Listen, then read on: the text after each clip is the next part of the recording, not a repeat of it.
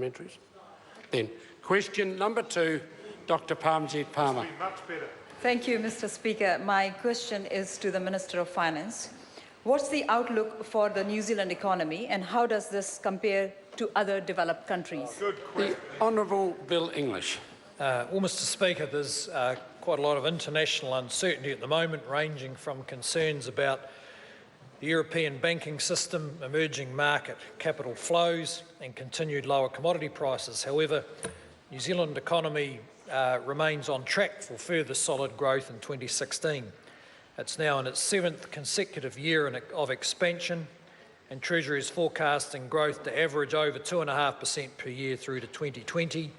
The Reserve Bank is forecasting 2.8% growth over the next 3 years and 173,000 more jobs. New Zealand compares well to other developed countries, with forecast growth expected to be in line with Australia and exceed most other developed countries. Supplementary, Mr. Supplementary question, Dr. Parmjeet Parmar. Thank you, Mr. Speaker. In view of recent international developments, what are some of the risks to the domestic economic outlook? The Honourable Bill English. Well, Mr. Speaker, global economic uncertainty could certainly have some flow-on consequences to the New Zealand economy, although they're not all negative. For instance, weak commodity prices have made it considerably cheaper for families to fill up the car, at the same time as reducing dairy sector returns. The Chinese economy is expected to continue slowing. However, its transition to consumption-based growth continues, and that is positive for our tourism and agriculture. Uncertainty around the impact of US interest rates beginning to rise may also reflect on our economy.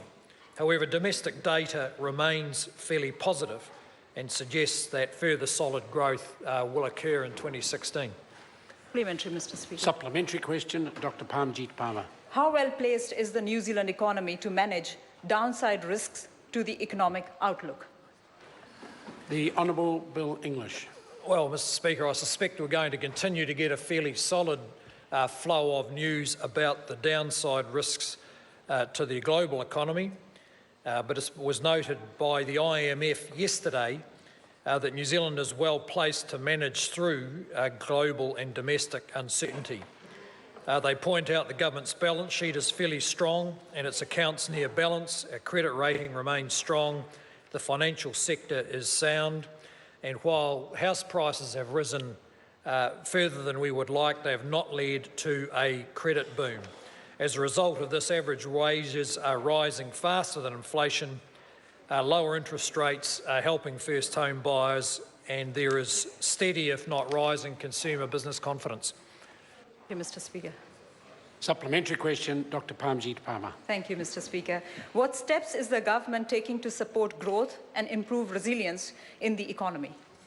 The Honourable Bill English. Well, Mr. Speaker, one of the more recent higher profile steps was agreement to the Trans-Pacific Partnership. And it's good to note, finally, the support of the Labor Party for the TPP deal. As of yesterday, it could be different, but the government intends to stick to its position. Having agreed to the deal, we will see it through. The other steps the government is taking is investing in infrastructure, with clear plans laid out publicly for $50 billion of investment over the next 10 years. Question number 3.